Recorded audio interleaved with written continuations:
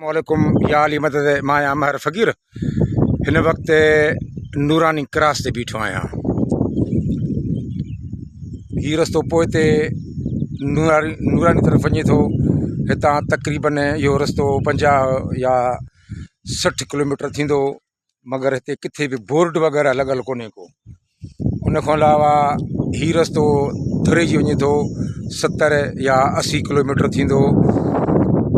ऐं ही हेॾां रस्तो पोइ ते हब डैम, ससी पुनूजी मज़ार, कराची, हैदराबाद वञे थो।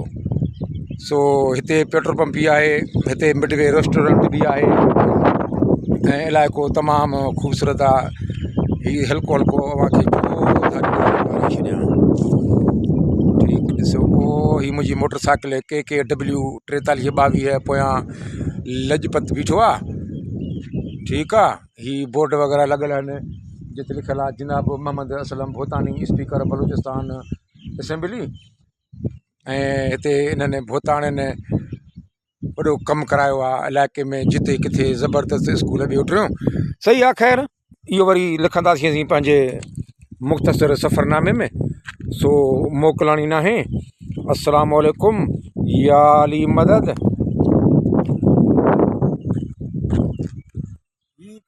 नूरानी क्रॉस, ज़िलो लसवेलो, सूबो बलूचिस्तान।